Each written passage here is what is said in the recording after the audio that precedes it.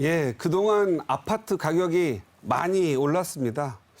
전세를 갭 투자를 하고자 하니 돈이 너무 많이 들어가고 또 모르는 지역 가자니 불안합니다. 그래서 서울에 그리고 또 뭐 부산이나 대전 주요 도시에 재개발 투자라도 좀 해서 미래를 좀 한번 계획해 볼까. 그리고 또 나는 아파트가 있는데 내 자녀분들이 미래에 과연 아파트를 구할 수 있을까? 그래서 조금 미리 재개발 예정지들 작은 돈으로 소액 투자해서 재개발 투자해서 나중에 아이가 어른이 되면 내 집 마련 하나, 내 아파트 하나 우리가 꿈꾸는 분들이 많습니다.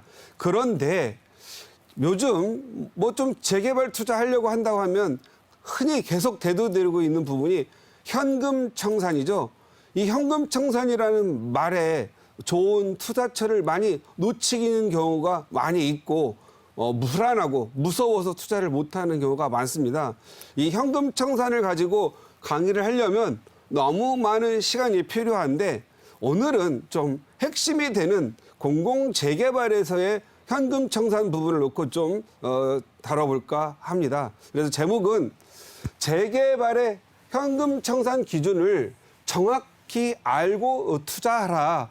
이거 잘못 알고 투자하고 비싸게 샀는데 현금 청산됩니다. 그러면 너무 암울하고 암담하지요. 그런데 투자를 해야 할 것을 현금 청산이 두려워서 투자를 못하는 경우 또 기회를 놓치기 마련입니다. 그래서 여러분들이 요즘 재개발, 재건축 투자를 하려면 현금 청산에 대해서 좀 사려 깊은 또는 좀 해박한 그러한 좀 연구와 지식이 좀 필요할 거라고 보여집니다. 우리가 현금 청산하면 무조건 떠오르는 게 권리 산정 기준일이라고 합니다. 그래서 왜냐하면 작년과 올해 공공재개발을 하면서 권리 산정일 기준으로 이후로 투자를 하면 현금 청산한다. 이러한 부분들 때문에 지금은 현금 청산 투자 공포에 시달리고 있습니다. 그런데 이게 너무 왜곡돼서 시장에서 반영되고 있기 때문에 좋은 투자처를 잃어버리고 기회를 상실하고 있습니다. 그래서 이 기회를 상실하지 말고 제대로 된 투자를 해서 또 망하지 말아라. 이래서 한번 다뤄봤습니다. 우리가 과거 공공재개발이나 공공주도 재개발이 없을 경우에는 도정법에 따라서 우리가 현금 청산을 하거나 아니면 정비구역 지정일, 뭐 이렇게 권리산정일 기준일을 만들었었습니다. 그래서 도정법에서는 정비구역 지정일 또는 이 시행권자, 지자체의 장이 권리산정 기준일을 지정을 했죠. 그래서 도정법 같은 경우는 대부분 정비구역 지정일로서 권리산정일 기준을 삼았고요. 그래서 이 정비구역 지정일을 기준으로 해서 세대수의 증가를 통한 사업성 악화를 막았던 부분이고 또 신축이라든가 이런 행위들이 발생됨으로써 노후도가 증가를 해서 주민 간의 마찰이 늘어나고 노후도 항상 우리가 재개발, 재건축을 하려면 노후도가 되죠. 정비지수라고 하죠. 노후도가 망가지지 않게 함으로써 재개발을 원활하게 진행할 수 있도록 했고요. 이런 경우에 재개발에서는 관리처분 이후에 거래되는 경우에는 현금 청산을 하고 그 이전에는 현금 청산보다는 관리처분 이전에는 정확하게 조합원의 자격이 어떤 건지 조합원의 분양 자격을 명확히 함으로써 분쟁을 줄여왔었습니다. 그런데 우리가 지금 공공재개발이 느닷없이 나오면서 현금 청산 문제가 나왔는데요. 먼저 공공재개발의 부분입니다. 공공재개발은 지금 현재 한 4개에서 8개 구역이 지정되어 있는데요. 이것은 서울에 2020년 9월 21일자로 공공 재개발을 지정하기로 하고 많은 데를 이제 추천을 받아가지고 진행하고 있습니다. 공공 재개발을 발표 당시 공고일을 기준으로 이 9월 21일이 공고일인데 21일 이후에 신축 주택에 대해서는 이 분양권을 주지 않겠다. 분양권이라고 하는 것은 두 가지로 나눠지는데 여기에서 이 분양권은 입주권으로 이해를 하셨으면 좋겠습니다. 우리가 보통 재개발, 재건축 또는 아파트 공급을 할 때 조합원들이 가져간 나머지 분양을 일반 분양한 것을 산 거, 당첨받은 사람들을 분양권이라고 하고 조합원이 갖고 있는 기존의 을 입주권이라고 합니다. 그런데 여기 이 공공재개발을 지금 현재 공고를 하면서 분양권이 언급이 됐기 때문에 여러분이 공공재개발과 공공주택복합개발에서의 분양권이라 함은 입주권으로 동일하게 보셨으면 좋겠습니다. 그래서 입주권에 대해서 현금 청산한다고 했는데 이 경우 신축 주택에 대해서 현금 청산을 다 한다는 것이 아니고 분양권을 개별적으로, 그러니까 신축 주택을 산 사람들한테 개별적으로 분양권을 주지 않는다. 이 얘기는 예를 들어서 단독주택을 하나 갖고 있는 1입주권자, 1분양권자가 만약에 이 신축을 해서 다세대 주택을 6세대를 만들었으면 이것을 분양받은 사람에게 개별적으로 한 개씩 분양권을 주지 아니하고 기존에 갖고 있는 1분양권을 주겠다라는 의미고 현금 청산의 의미는 아니었습니다. 그런데 현금 청산이라고 지금 현재 많은 사람들이 알려져 있고 동영상이라든가 신문 많은 전문가들 하시는 분들이 현금 청산한다. 이렇게 하니까 많은 분들이 현금 청산을 알고 있는데 그게 아니고 6개로 만약에 나누어져 있다면 1입주권, 1분양권을 주고 소유를 6분의 1씩 아파트 하나를 받았는데 그냥 6분의 1씩 공유하는 개념으로 그래서 현금 청산 아니고 신축 주택에는 분양권을 주지 아니하고 기존의 입주권 하나를 주어서 아파트를 하나를 줘서 공유시킨다라는 그런 개념이어서 공공재개발의 경우에는 9월 21일 이후에 신축한 다세대 주택에 대해서는 1분양권을 주지 아니하고 공유시켜서 나머지 마치 현금 청산처럼 하고 있다. 그래서 여러분들은 그냥 쉽게 현금 청산 당한다라고 이해를 하셨으면 좋겠습니다. 두 번째는 공공주택 복합개발이죠. 요건 지금 현재 공공주도 3080. 이거 말이 좀 어렵죠. 지금 공공재개발과 공공주택 복합개발 다른 개념입니다. 완전히.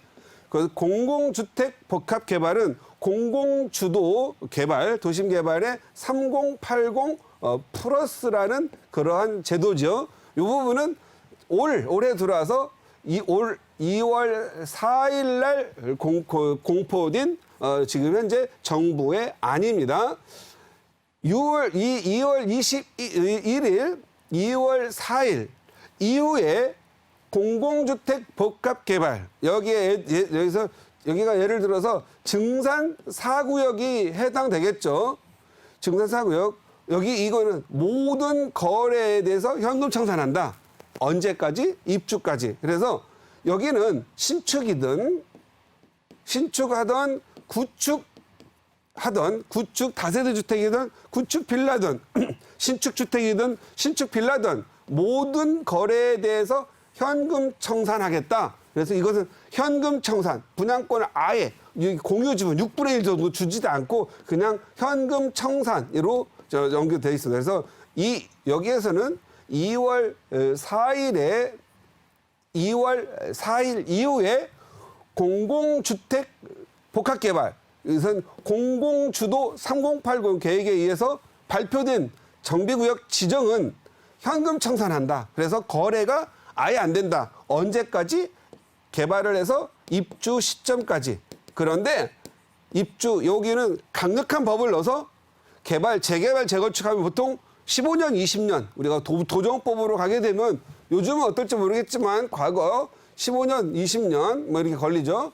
대표적인 도정법에 의해서 가는 데가 뭐 우리 각 25개 뉴타운이죠. 뭐 신길 뉴타운, 한남 뉴타운, 뭐 증산 뉴타운, 수색 뉴타운, 마천 거여 뉴타운 다 도정법으로 가는 거죠. 그래서 다 도정법으로 가는 것들은 그냥 언제든지 사고 팔고 할 수 있는데 공공주택 복합 개발의 경우에는 입주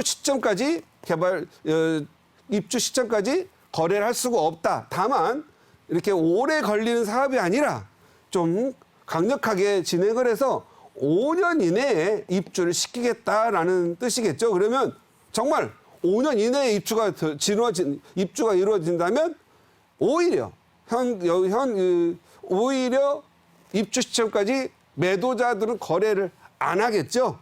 만약에 이렇게 사업이 빨리 간다고 한다면 오히려 지금처럼 주택난, 특히 양질의 아파트가 부족한 시기에서 이렇게 먼저 공급이 된다라면 결국은 주민들에게 많은 이익과 주거의 편의, 어떤 분 꼭 이런 투자하는 사람들이 내 집 마련해서 살고 싶어하는 사람도 대부분이죠. 투자를 목적하는 사람들도 있겠지만 그래서 상당한 주민들에게 이익이 있을 수가 있겠죠.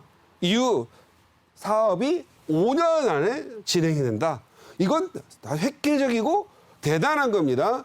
아직까지 단군 이래, 건국 이래 5년, 6년 만에 지어가지고 입주한 사례가 없는데 이번에 정부의 강력한 주택 공급 정책의 드라이브를 걸어서 이렇게 진행이 된다라고 한다면 제가 봤을 때는 상당히 획기적이고 주민들과 많은 분들 또 공급 정책 부분과 서로 윈윈하는 그런 정책이 아닌가 싶습니다. 그래서 저는 증산 4구역에 지금 현재 진행 상황에 대해서 공부를 열심히 계속 지켜다보고 있는데 잘 되면은 또 이 시간을 통해서 뭐가 잘 됐고 뭐가 이익이고 뭐가 단점이었다 이렇게 설명할 또 새 케이스를 가지고 다뤄드리도록 하겠습니다. 지금은 증산 4구역이 무려 동의서를 걷기 시작하자마자 3분의 2의 동의를 받아야 되는데 32일 만 역사적인 일이죠. 공공주택 복합 개발을 하겠다고 1,300세대가 넘는 지역에서 동의서 67% 3분의 2가 나왔다. 며칠 만에 한 달 32일 한 달 하고 이틀 지나 나왔다. 이것은 대단한 겁니다. 대부분 이 주민 동의서만 받는데도 3년, 2년 걸리고 들어가는 비용만 뭐 OS 요원 뽑아야죠. 또 거기에 사람에서 막 서로 뽑겠다고 날려가지고 중복돼서 뽑죠. 뭐 이런 난리가 하다 보면 2, 3년을 걸리고 비용도 만만치 않게 들어가는데 이렇게 돈도 안 들어가면서 32일만 했다. 이건 대단히 획기적인 사건이라 할 수 있겠습니다. 그래서 우리 시청자님들도 증산 4구역에 이러한 굉장히 빠른 사업 진행 예상되니까 한번 지켜볼 필요가 있겠다라는 말씀 드리겠습니다.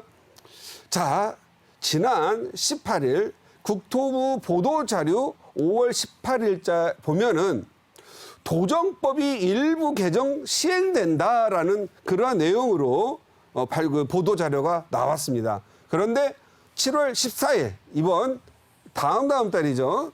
7월 14일부터 도정법의 일부 개정되어 시행이 되는데 여기에 여러분의 현금 청산과 관련된 아주 중요한 투자 포인트가 있습니다.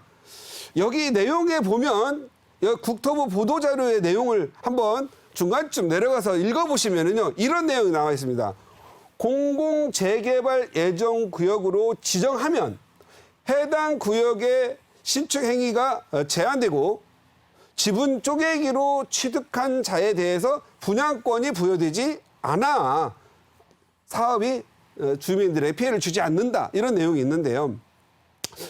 이 내용을 보면 현금 청산 기준일이 여기에 나옵니다. 그렇다면 공공재개발은 과연 제가 봤을 때 도정법에서 따로 공공재개발과 공공주택 복합개발을 이제 분리하지 않고 통합해서 도정법으로 일단 명문화하겠다. 그동안 지금 정부에서 공공재개발 시 이렇게 현금 청산하겠다라고 안을 제시했죠. 그동안 이 안을 가지고 분분 해석해서 공인중개사님들 각종 동영상 뭐 이런 분들에서 이렇게 해석해서 내려가지고 시장이 주눅이 들어 있어요, 지금. 그런데 이 공공재개발과 공공주택 복합개발을 통합을 해서 이제 법으로 명문화한다. 도정법으로 법으로 명문화한다. 법으로 만들어지면 이런 안들은 다 정리해서 이 안에 들어오겠죠. 그런데 이 내용을 보면 재밌습니다. 공공재개발 예정구역으로 도정법은 아닙니다. 도정법이 아니고 도정법은 도정법대로 그냥 원래 가고 그 안에서 공공재개발 이게 공공재개발이 공공재개발과 주택공고 복합개발이 포함될 걸로 예상이 됩니다. 공공재개 예정구역으로 우리가 예정구역으로 지정하면 이게 도정법의 정비구역 예정일과 비슷한 효력이 있는 거죠. 공공재개발 예정구역으로 지정하면 이때 뭐가 들어가죠? 신축 행위가 제한된다. 마찬가지죠. 정비구역 지정이 되고 나면 다음에 신축 행위가 제한되죠.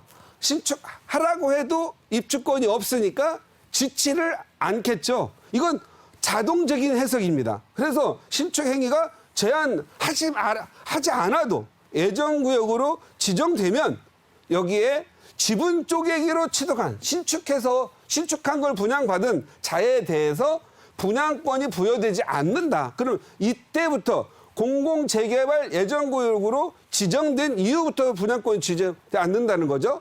그렇다면 여기서 고민을 해야 될 게 공공재개발로 이미 지정된 8개와 공공주택복합개발로 지금 아직 지정되지는 않았지만 지정될 후보자 28개가 지금 나와 있는데 지정이 되면 이 사람들은 당연히 이 신축 행위가 제한이 되고 지분 쪼개기 한 사람한테 취득한 자에 대해서 분양권이 주어지지 않습니다.